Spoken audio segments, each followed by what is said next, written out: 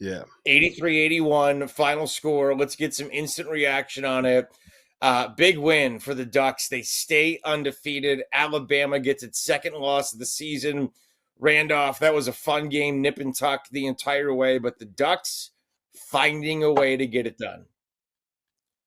Listen, I don't think anybody's really surprised by the results. I mean, Alabama's taking on everybody. They're taking on whoever wants to work. They're ready to work, to play against them, compete. Credit to Oregon, man. They seem to be figuring it out. But I gotta say that the injury to Wrightsville just kind of dampens the mood. For what hopefully it isn't as bad as that looked. I mean, I don't know. Seeing the injury of it, I don't want to speculate, but I hope it's not what I think it is. And if that's it, then that's talented as Alabama is. You would he means a lot to that team, and I hope his season isn't done. I hope I'm wrong, just with what I saw. Well, fingers are crossed, and you're talking about for Alabama, Latrell Wrightsville, who didn't play a whole lot today because of that injury. He did finish with 10 points, 3 or 4 from the field. Tough loss, and we'll see in the aftermath what Nate Oates has to say about it. But a great win for the Oregon Ducks. Dana Altman and company win themselves a early season tournament Feast Week championship. They got some nice wins along the way this week, Rob, to feel confident about their body of work right now. Early on, they beat A&M this week. They beat San Diego State. And tonight, cap it off with a win against the top 10 Alabama team. Yeah, this Oregon team is no joke, man. Like, I think we all kind of believed they were going to be good coming into the season. And then, you see them struggle a little bit with UC Riverside. And then you see the overtime game with Portland they probably should have lost. And you see them go on the road to Oregon State and not really handle that the way that I think a lot of people – they were down by, 9 late in the second half in that game. And then they head to Las Vegas. And, I didn't know what to expect from them. And then they go out and they handle Texas A&M. And they go out and they beat a San Diego State team that took down Houston today. And – they cap it off with a convincing, this wasn't a fluke win either, right? No. The balance of this roster, RC, is just so impressive to me. Like, Nate Biddle is a guy that can get to the offensive glass. He can block some shots. He can step out and make some threes. He can pass out of the high post. You have one of the most efficient foremen in college basketball in Brandon Angel. Jackson Shellstead is a guy I think we all thought was going to take a big step forward this year, and he's been fine. He hasn't been great. He wasn't very good today, but they got Keyshawn Bartholomew come off the bench and have 22. I think he hit 4 threes, right? He had a huge one in the second half after Alabama came all the way back and took the lead. They were up by 5. I think it was 67-62. And Bartholomew banged home a 3 that kind of stemmed the tide of that momentum.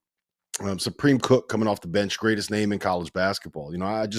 There's guards, there's depth, there's balance to their front court. There's different looks they can give you out of the front court.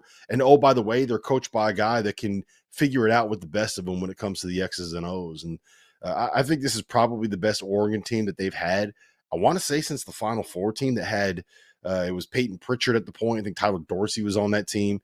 Who was the kid that played? Dylan Brooks is on that team. The kid that played the 5 that ended up playing with the Warriors for a little bit. Blanking on his name in the moment, but I mean, this is a really, really good Oregon team that's going to push. I really do believe this. They're going to push Purdue at the top of the Big Ten. Which is I don't disagree with anything with that you said, Rob. And I would even add Kwame Evans with his potential as a reserve guy coming off the bench to help those guys. Their matchup's a problem, as we know, when they get into that. When today they turned my Alabama overs. And that's something with the amount of handlers that Alabama has. I wasn't expecting that. So credit to Oregon. I still early. I tend not to overreact so much, but I've been impressed with them. I mean, we've seen something from these guys the last 3 games that kind of validates what we were thinking we saw, or we was expecting rather in the preseason. Yeah, look, I'll handle all of the overreaction for you if you want, Randolph. I really do. I was high on Oregon. I'm gonna be the level for reason. The reason right now. I'm gonna kind of balance the voice of reason on the show. You got voice of reason right now. Just tonight. Usually I'm not, but I think you got some stuff on your chest. Voice of reason. So I'll go ahead and let you get it off. Hey, Randolph is the one saying that they got to bring Ryan Day back for another year. You haven't given him enough of a chance. He's got to get his guys in again, right? No, I mean, look, Look, there's veterans on this team. They got a pure point guard on this team, right? They got a 5-man that can step out and space it. I think that the other part of it is I do think Dana Altman's offense is a little bit different than what a lot of people are still kind of running, right? And Randolph, you can probably speak a little bit more to Right. this than I can, but it's not something that I think a lot of teams are kind of used to seeing, right? Like I know Brad Underwood used to run it. He doesn't really run it anymore. We'll talk about this later in the show, but against Arkansas, he literally 51 times out of 72 possessions just put Big Z, Zvonimir Ivasic, in a high ball screen and said, "You guys can't stop us." And Coach Cal had no answers. We'll talk about that later.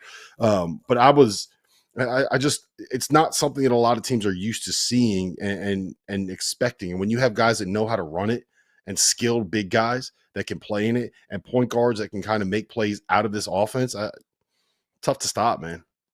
They got a versatile offensive attack because the versatility of their guys. I mean, somebody even a big like Biddle, they have the ability to throw it inside to him when they want. When they want to play inverted, let TJ Bomba get downhill and use his physicality to space the flow with Biddle, so they can change in how they attack you. So essentially, what they're doing is looking at your weakness, and they're going to attack you in your weakness, and not just to score, but just to get you chasing. And once they're doing that, it just opens up the floor for balanced scoring.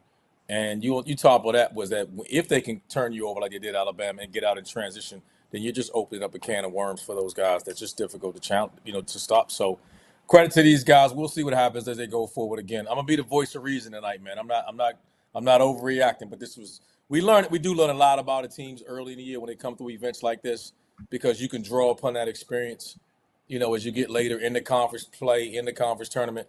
But hell of a start by Oregon. What can you say? I guess